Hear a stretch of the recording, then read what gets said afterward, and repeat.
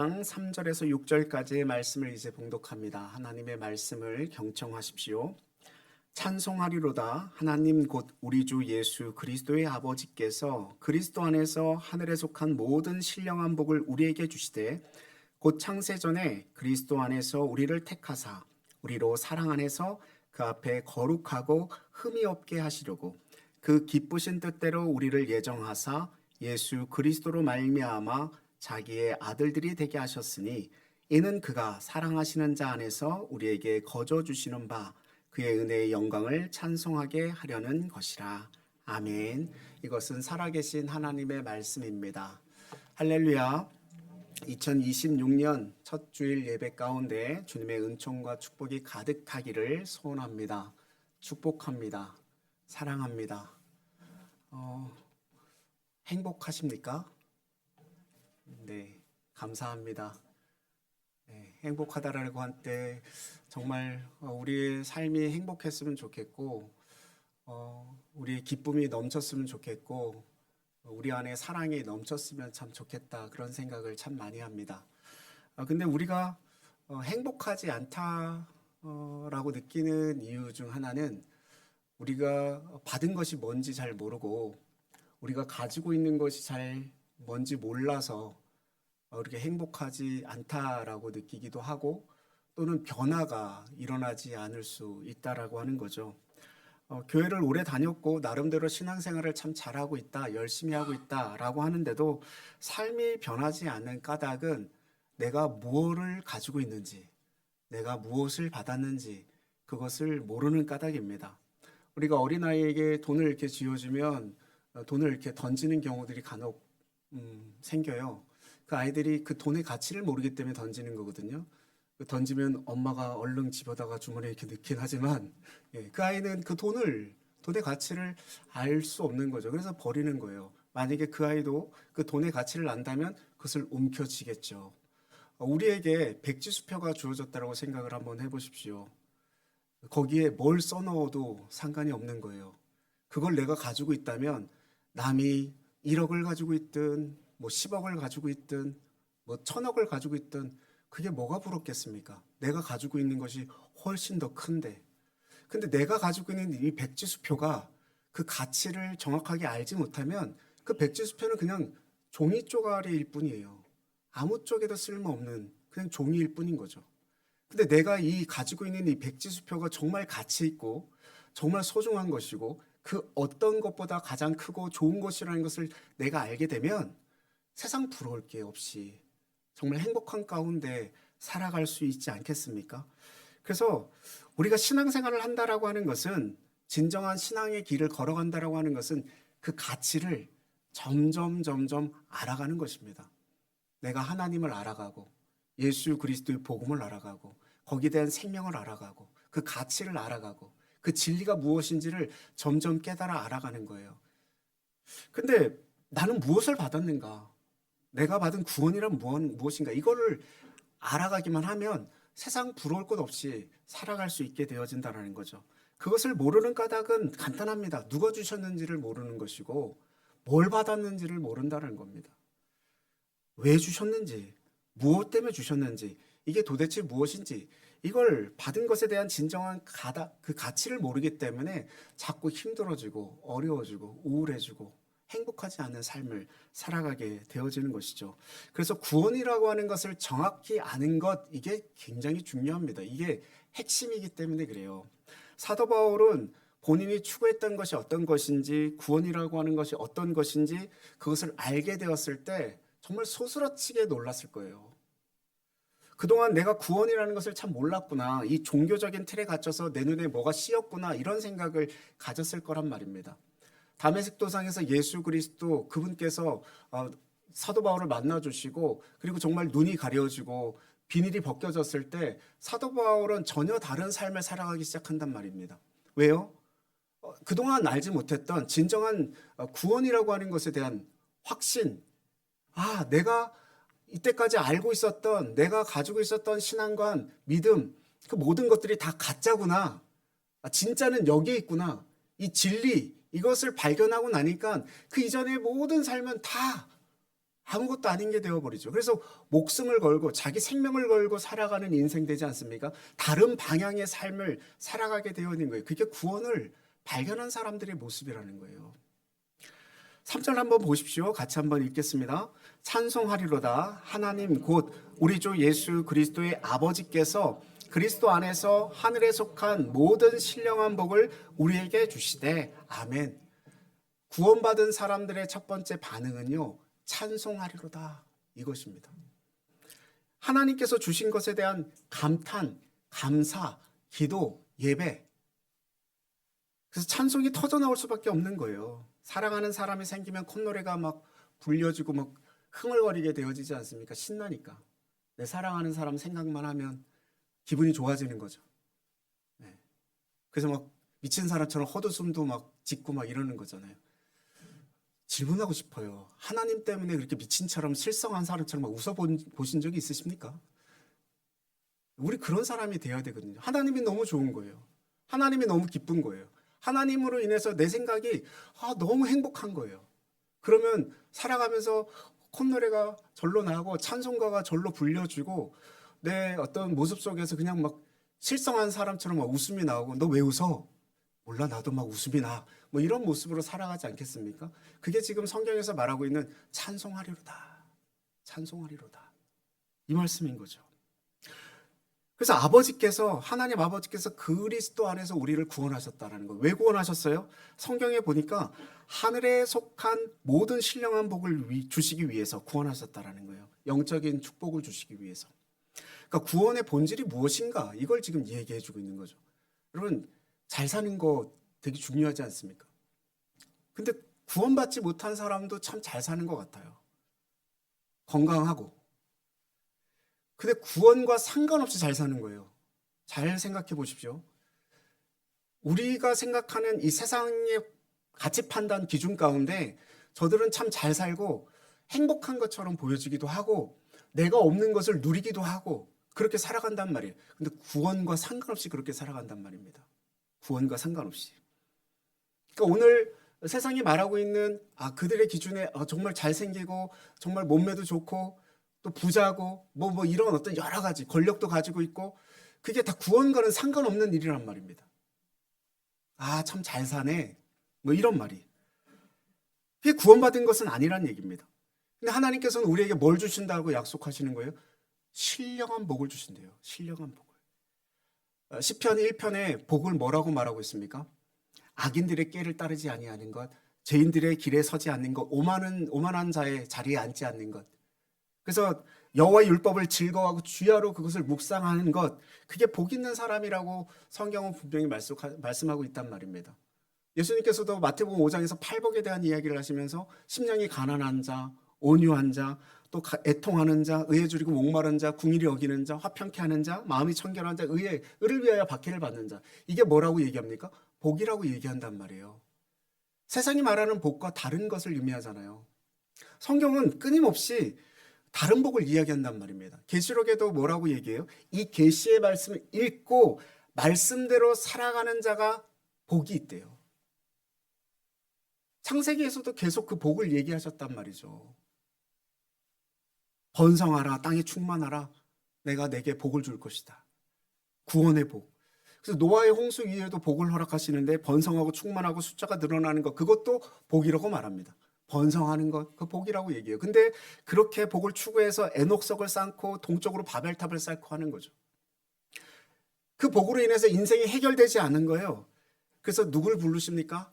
하나님은 믿음의 조상 아브라함을 불러 세우셔요. 갈대아 우르 땅, 세상 모든 사람들이 부러워하는 그 땅을 떠나서 내가 너에게 지시하는 땅, 내가 너에게 보여주는 땅, 그 땅으로 가라고 그러는 거예요. 가게 되면 어떻게 하겠대요? 내가 너로 큰 민족을 이루고 내가 너에게 복이 되게 하리고. 그것을 분명하게 말씀하고 있는 거잖아요. 그리고 내 이름을 창대하게 하리니 내가 복이 될지라. 하나님께서 아브라함을 부르시고 아브라함의 믿음의 조상이 되었다라고 하는 것은 더 이상 복에 목마르지 않는 삶을 살게 되었다라는 거예요. 우리 또한 마찬가지 아닙니까? 하나님께서 우리를 부르셨다라고 하는 것은 우리 또한 이 세상 가운데 더 이상 복에 목마르지 않는 삶을 살게 하신다라는 거예요. 그래서 너를 축복하는 자를 내가 축복하고 너를 저주하는 자를 내가 저주하리니. 이게 하나님의 약속이잖아요. 세상 모든 민족이 너로 인하여 뭐가 된대요? 복을 받게 될 것이다. 그러니까 이거 다시 말하면 무엇을 얘기하는 겁니까? 우리가 복의 유통자가 되어지는 것이고, 한마디로 말하면 복덩어리입니다. 복덩어리. 여기 계신 분들이 다 믿으십니까? 그러니까 존재 자체가 복의 사람이 되었다라는 거예요. 복의 사람이. 그러니까 하나님께서 부르셨다라고 하는 뜻은 인간 자체가 복이 되었다라고 하는 그런 뜻입니다. 그래서 세상은 저와 여러분을 통해 복을 받게 될 것입니다. 그래서 내가 세상에 나가서 사람들을 만날 때마다 나를 만나는 사람이 누굴 통해서 복을 받아요? 나를 통해서 복을 받는 거예요. 그래서 우리가 핍박하는 자, 나를 핍박하는 자를 저주하지 않아요. 왜요? 하나님께서 약속하셨기 때문에. 그 사람이 어떻게 될지를 나는 알고 있기 때문에 그 사람을 위해서 오히려 공유를 가지고 기도하는 거죠. 원수를 사랑하라라고 하는 말씀도 거기에 있는 거 아닙니까? 우리가 그 사람을 위해서 왜 기도해요? 어떻게 될지를 아니까. 하나님께 우리에게 약속하셨으니까. 그 약속의 말씀을 믿는 거죠. 구원이라고 하는 것은 더 이상 우리가 이 복에 목마를 이유가 없다라는 거예요. 언제부터 이 계획을 하셨습니까? 4절 말씀 한번 보십시오. 같이 읽습니다. 곧 창세전에 그리스도 안에서 우리를 택하사 우리로 사랑 안에서 그 앞에 거룩하고 흠이 없게 하시려고. 아멘. 하나님께서 우리를 선택하셨는데 그것이 창세전에 시작된 것이라는 거예요. 천지를 창조하시기 전에. 창세기 1장에 보면 6일 동안 세상을 만드시고 맨 마지막에 사람을 만드셨어요. 그런데 이미 하나님께서 천지를 창조하시기 전에 사람을 먼저 지으셨다라는 거예요. 이게 이해가 가십니까? 하나님의 마음과 계획 가운데 인간이 먼저 태동하고 그리고 그렇게 시작을 하고 하나님께서 인간을 어떤 시간과 공간 안에서 존재하게 할 것인가를 시행한 것이 창세기의 말씀이에요. 이 비밀을 깨닫는 것, 이게 성경의 비밀을 깨닫는 것이죠. 저는 이게 이해가 어느 정도 됩니다. 제가 결혼하기 전에 저의 꿈이 좋은 아빠 되는 거였거든요. 사람들은 많이 비웃더라고요. 뭐 그게 꿈이야 뭐 이러는데. 근데 좋은 아빠가 되기 위해서 제가 해야 됐던 건 뭐냐면 우리 아이들이 태어날 때 어떤 삶의 환경을 주어야 할 것인가, 어떤 마음으로 이 아이를 키워야 할 것인가, 어떤 이 아이의 교육관을 가지고 이 아이를 성장하게 할 것인가, 양육하고 또 교육하고 이게 어떤 마음이어야 할지 제 마음속에 준비하고 있었어요. 임신하기 전에. 저는 이거라고 생각이 들거든요. 부모님들이 그런 생각을 다 하지 않습니까? 뭐 그건 아니더라도 뱃속에 있을 때라도 이 아이를 어떻게 키워야 될지, 어떻게 가게를 꾸려야 할지 그런 생각을 다 하잖아요. 그러니까 창조 이전에 하나님께서는 이미 마음과 계획 가운데 인간을 두셨다. 이게 구원의 출발점이라는 겁니다. 그 하나님께서 인간이 아플 때 병을 낫게 하실 그런 계획이 없으셨을까요? 인간의 마음이 상했을 때 그 상한 마음을 회복시킬 계획이 하나님께서 없으셨을까요? 전지전능하신 하나님께서, 무에서 유를 창조하신 하나님, 그 유에서 무로 다시 환원시킬 수 있는 하나님께서 그 모든 것을 행하지 않으셨겠습니까? 계획하지 않으셨겠어요? 아니요, 다 계획했습니다. 우리가 그 하나님을 잘 몰라서 우리는 이 모양대로 살아가고 있는 것이지, 하나님을 분명히 알게 된다면 여러분, 우리에게 무슨 걱정이 있겠어요? 무슨 고민이 있겠어요? 그래서 창세기 3장 15절부터 하나님께서 어떻게 이 병든 인간, 타락한 인간, 이 인간을 어떻게 건져내실 건지에 대한 계획을 다 가지고 계셨다라는 거예요. 그 계획을 펼쳐낸 스토리가 뭡니까? 성경이에요. 성경의 말씀이에요. 쉽게 이야기하면 예수님께서는 우리 인간의 뭐예요? 종합병원인 셈입니다. 못 고칠 병이 없으신 거죠. 그리고 그 병원에서 병을 고쳐가지고 퇴원을 하더라도 그 병이 재발하지 않도록 우리에게 계속해서 주시는 것이 있는데 그게 뭐예요? 성령 하나님이십니다. 늘 우리의 마음을 위로하시고 또 변호하시고 또 가르치시고 생각나게 하시는 성령님께서 우리의 삶을 계속 인도해 가신다라는 거예요. 그분은 우리를 사랑하시기 때문에 창세전에 택하셨고, 사랑하시기 때문에 거룩하게 하시는 것이고, 사랑하기 때문에 흠이 없게 만들어 가신다는 겁니다. 이게 목적이에요. 왜 그렇게 하셨어요? 5절 한번 읽어보겠습니다. 같이 한번 읽습니다. 그 기쁘신 뜻대로 우리를 예정하사 예수 그리스도로 말미암아 자기의 아들들이 되게 하셨으니 아멘. 놀라운 말씀을 선포하고 있지 않습니까? 예수 그리스도로 말미암아 우리를 자녀 삼아 주셨다. 이렇게 말씀합니다.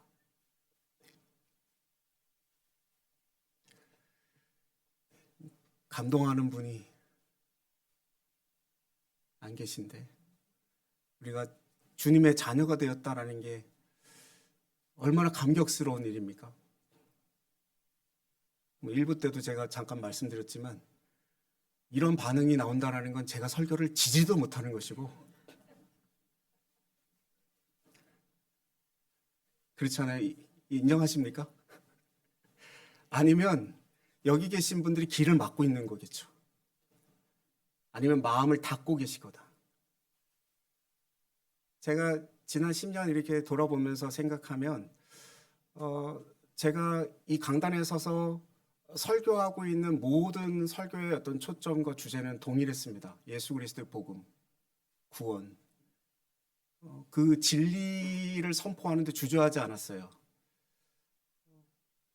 때로는 하지 못할 말도 그것을 위해서라면 이곳에서 계속 선포했는데, 그 10년이 지나는 시간 동안 성도님들의 어떤 삶의 변화가 없으시다? 그러면 둘 중 하나겠죠. 제가 설교를 지지도 못하는 거예요. 아니면 여기 계신 분들이 길을 막고 있거나 마음을 닫고 있거나 그런 거 아니겠습니까? 제가 소망하는 건 변할 수 있는 교회. 세상은 계속 얘기해요. 사람은 고쳐서 쓸 수 있는 게 아니라 그러더라고요. 그러니까 마음이 쉽게 안 변한다는 거죠. 삶이 쉽게 변하지 않는다는 거잖아요. 근데 제 소망 가운데 저도 그 이성적인 생각으로는 그걸 믿지만, 하나님의 능력은, 성령의 능력은 그 사람을 변화시킬 수 있다는 걸 전 분명히 믿어요. 사도 바울이 그걸 증명했고 저 또한 그걸 증명했습니다. 그래서 말씀이 들리는 교회, 그 말씀을 통해서 가슴이 막 쿵쾅쿵쾅 흥분되고 감격하는 그런 교회, 그리고 이 변하는 세대 가운데 변하지 않는 복음을 들고 이 세상을 변혁시킬 수 있는 그런 교회, 그게 예한교회가 되었으면 좋겠거든요. 예한교회가 그런 교회라는 건 여기 속해 있는 예한교회 성도님들이 다 그런 교회라는 이야기이죠. 여러분의 삶의 자리에서 그렇게 살아내야 하는 것이고, 그렇게 살 수밖에 없는 것이고, 만약에 그게 없다면 우리 시간 낭비하고 있는 거 아닙니까? 지난 10년 동안 우리는 시간 낭비한 거잖아요. 여기서 왜 예배를 드렸냐라는 거예요. 횟수로 따져보니까 500번 훨씬 넘던데요. 주일 예배만. 그 수많은 시간 동안 우리의 예배가 무슨 예배입니까? 어떤 예배입니까? 신령한 복 때문에 그런 거 아닙니까?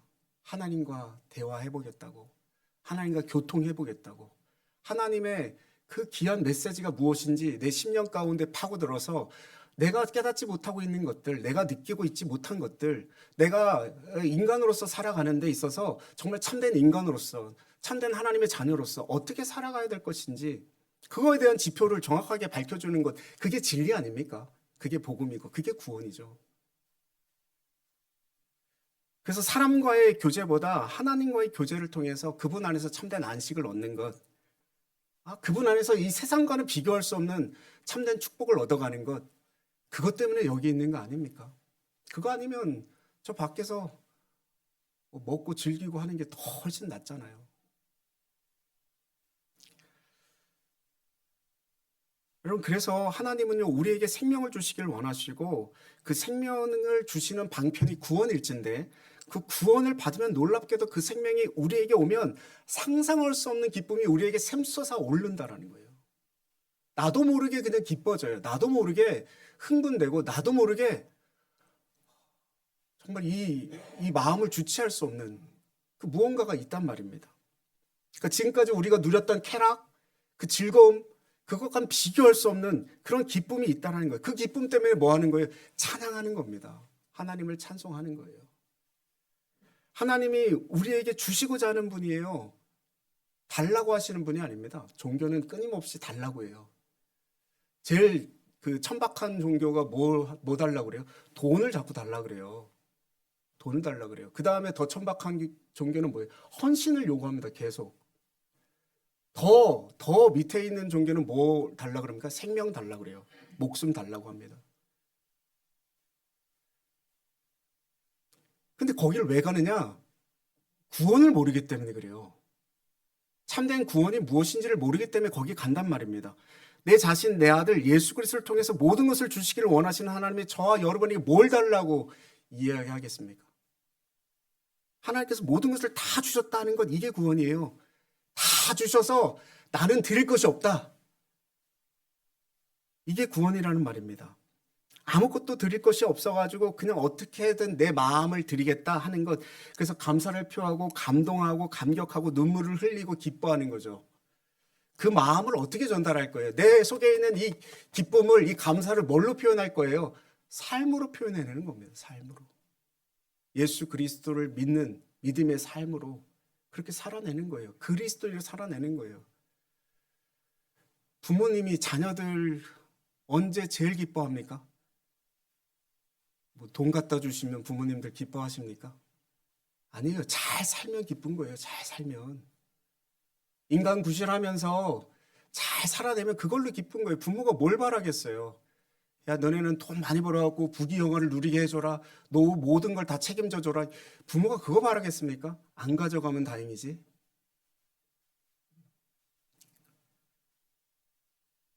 그래서 우리는 삶으로 하나님께 드리는 겁니다. 삶으로.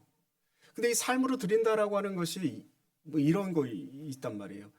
헌금을 이렇게 하나님께 하는데 그냥 돈만 하는 헌금은요, 그 하나님을 거지로 여기는 겁니다. 헌금은 반드시 삶이 뒤따라야 돼요. 내 마음의 중심, 내가 하나님 이러이러한 삶을 살겠습니다라고 하나님께 고백하는 것, 그게 헌금이에요. 그냥 돈만 이렇게 준비해서 그냥 드리는 게 헌금. 그런 헌금을 하나님께서 받으시겠습니까? 그걸 기뻐하시겠습니까? 저는요, 저희 자녀들이 자기들 용돈 꼬박꼬박 모아가지고 그냥 얼마 안 되는 돈, 아빠 엄마 결혼 기념일에 생일 선물에 이렇게 드리는 그 돈을 못 써요. 그 돈을. 왜? 그 마음의 중심을 알고 있거든요. 그 애가 어떤 마음으로 이걸 줬는지. 근데 이 아이들이 돈을 많이 벌어가지고 저한테 아버지 뭐 해외 가세요 막 이렇게 톡톡 주면 그거 뭐 마음으로는 겉으로는 아유 가니까 좋겠다 그러는데 이 꾸깃꾸깃한 돈 막 이렇게 정말 자기들 용돈 모아갖고 모아서 이렇게 주는 그런 마음과 비교할 수 있겠습니까? 하나님이 받으시기에 어떠할까요? 저와 여러분의 그 헌신을, 그 헌금을 어떻게 받으실까요? 뭐 지금은 그런 분들도 안 계시겠지만 옛날에는 제 전 재산을 하나님께 드리겠습니다. 집 팔아서 하나님께 헌금하겠습니다. 뭐 그런 분들 계셨단 말이죠. 근데 그렇다고 하더라도 그 마음에 전심이 담겨져 있지 않으면 그 어떤 것도 하나님께 필요가 없는 거예요. 하나님 안 받으신단 말입니다. 그래서 우리는요, 하나님께 기쁨을 되돌려 드리는 방법밖에 없어요. 하나님을 기뻐하는 것, 그 기쁨으로 살아내는 것, 어떻게 해드릴 방법이 없는 겁니다. 이게 구원의 본질이에요. 뭐 헌금 많이 하면 구원 더 많이 받습니까? 헌신 더 많이 하면 구원 더 많이 받습니까? 아니잖아요. 뭐 그리스도 안에서 우리를 아들로 딸로 삼아 주셨는데 뭐 그 아들 딸이 성적 좀 뭐 못 받았다고 야단치고 그러겠습니까? 속은 상하시겠지만 안아주시는 거죠. 그러니까 구원받았다라고 하는 것은 그런 것들로부터 자유하다라는 거예요. 그 이상한 개인적인 이기적인 마음으로 자유하다고 말하지 마시고 이게 자유함이에요. 예수 그리스도 안에서의 자유함. 사랑하고 또 사랑하고 정말 기뻐해주고 하나님께서 우리에게 그렇게 베풀어 주시니까 내가 변하지 않으려고 막 발버둥을 쳐도 변할 수밖에 없는 신앙의 삶. 이게 자유함이란 말입니다.